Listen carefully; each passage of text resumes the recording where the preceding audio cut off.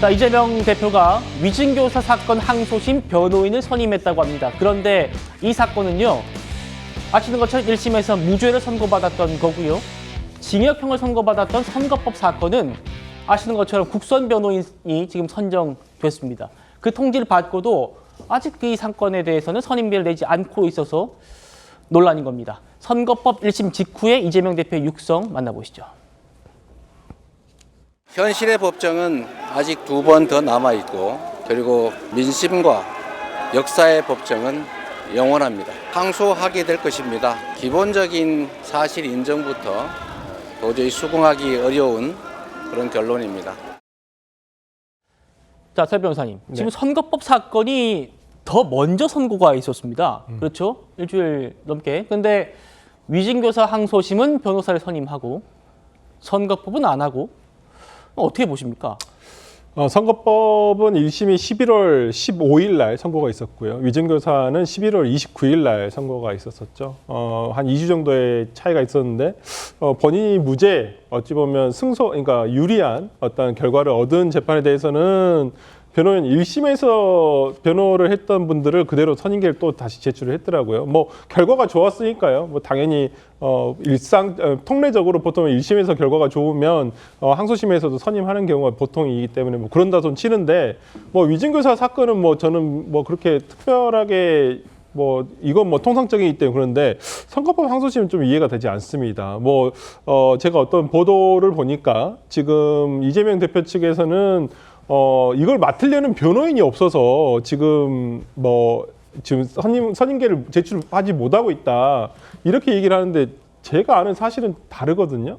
이미 제가 알기로는 변호인들을 상당히 많은 변호인들을 접촉한 걸로 알고 있고, 그런데 제가 약간 좀 태업을 하고 계시는 건 아닌가. 그러니까 저는 이재명 대표가 항상 얘기하지만은 국민에게 올바른 선택권을 준다는 의미에서라도 공직선거법 항소심은 좀 빨리 마무리될 수 있도록 한 게 맞다고 봅니다. 네. 아니, 언제 시작될지 모르는 조기 대선이지만은 어떤 피선거권이 없어서 후보도 못 나올 사람이 어찌 보면 어떤 그 재판이 연기가 늘어졌다는 이유만으로 어떤 후보자로 나와서 당선이 된다고 한다면 그건 유권자의 올바른 선택권을 방해하는 행위 아닙니까? 저는 그런 부분이기 때문에 좀 이재명 대표가 변호인 선임 문제, 어떤 절차적인 문제로 조금 계속 지연시킨 듯한 뉘앙스를 주는 것은 저는 본인에게 별로 좋은 선택은 아니다라고 봅니다. 예, 구 변호사님. 지금 국민의힘에서는 이재명 대표가 변호사비가 부족해가지고 뭐 한쪽은 선임하고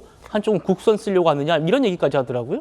그렇죠. 그런 얘기 들을 정도로 굉장히 이례적인 행동을 하는 게 맞죠. 이재명 대표는 사실 대장동 변호사들 다 국회의원 만들어줬지 않습니까? 거기에 줄 서면은 배지를 단다라는 걸 한번 보여줬는데 변호하고 있다는 사람이 없을까요? 저는 지금도 이미 실질적으로 선임이 되어 있을 거라고 생각을 합니다.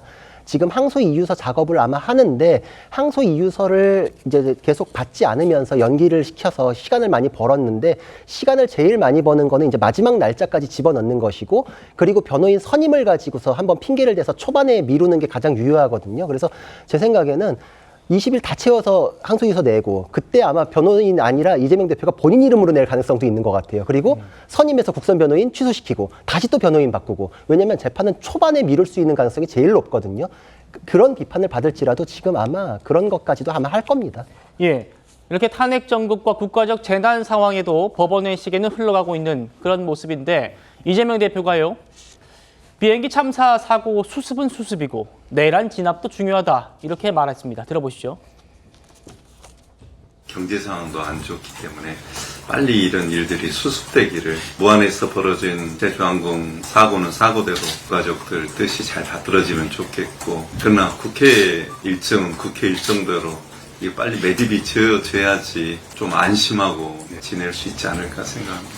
그래서 국회도 원래는 내일 본회의를 좀 미루자 이런 얘기도 있었는데, 말씀하신 대로 수습은 수습이고, 내란 사태 진압도 그만큼 중요한 일이라서 내일부터는 정상적으로 진행하는 걸로 해서 본회의는 하기로 했습니다.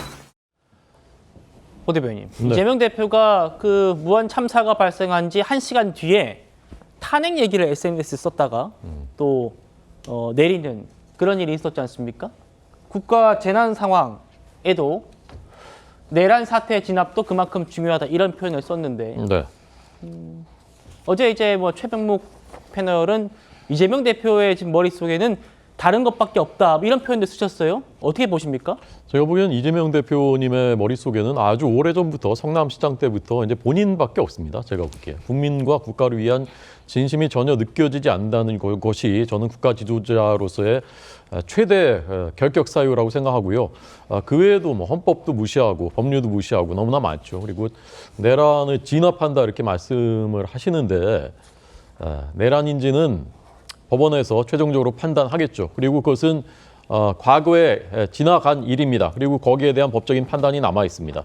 지금 현재 내란은 정부를 무정부 상태로 만들고 내란의 정의가 뭡니까? 강압으로 헌법기관의 권능 행사를 무력하게 하는 것이 내란이지 않습니까? 국헌 문란이지 않습니까? 그렇게 하고 있는 것이 지금 누구입니까? 그것부터 저는 진압해야, 현재 내란부터 진압해야 된다고 생각합니다.